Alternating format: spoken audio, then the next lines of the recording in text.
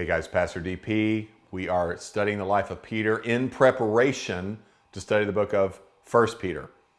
It's good to know the author because it helps you understand his letter. So that's what we're doing.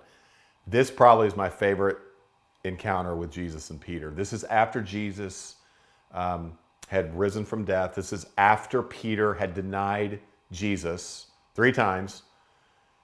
This man of courage and faith and risk had become a coward and in front of a teenage girl, like denied Jesus, couldn't stand up.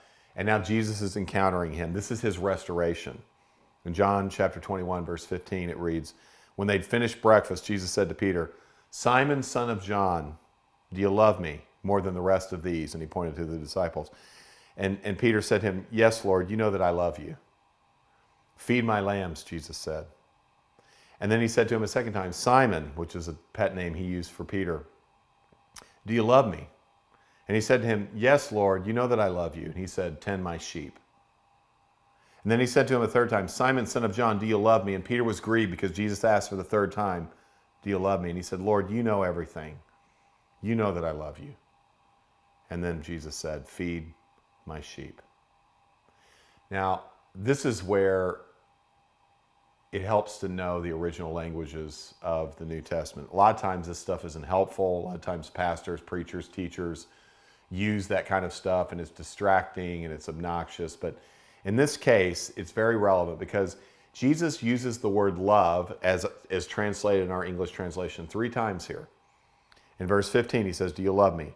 In verse 16, he says, "Do you love me?" And then again in verse 17, he says, "Do you love me?" The first 2 loves is the word agape, which is unconditional love, the love that God has for us. So Jesus is asking Peter, do you love me with unconditional love? Do you really love me with a view to obedience? That's kind of the word for love. But then the last word he uses in verse 17 is the word philos, which really juxtaposed next to agape is kind of a word that we would use like, do you even like me? So do you love me? Do you love me? Do you even like me? And when he heard that, Jesus using a different word, he was absolutely devastated. But he was also realizing, I think, that he didn't really love God. He didn't really love Jesus with unconditional love. And so Jesus is trying to ask these questions to get him to see something very important. And this is a principle that is crucial if you're going to walk with God for a lifetime. And that is this. It's not about our commitment to God. It's about God's commitment to us. What Jesus is doing, he's saying, Peter, you have failed me. You have denied me. And yet I am still committed to you. You have forsaken me, but I will never forsake you. So I wonder where in our lives, 2 things, where maybe we are looking at our commitment to God rather than his commitment to us. All that produces is pride and despair. Pride when we succeed, despair when we fail.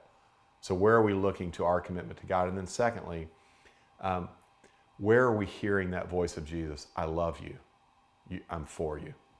So let's ask God to show us those 2 things. Lord, show us where we're being self-righteous and where we're not really willing to see that it's your commitment to us versus our commitment to you. And then show us and let us hear your voice, that you love us in spite of our failure. Amen. Hey guys, I just want to encourage you to follow the content we're putting out there. Up here, you can follow our last series we did on the Lord's Prayer, learning how to pray. Down here, we did a whole series on the book of 1 John, which is about how you know God, how you can be sure you're a Christian, what it looks like to love God, love people. And then if you've not yet subscribed yet, please click down here and subscribe so this content can come directly to you.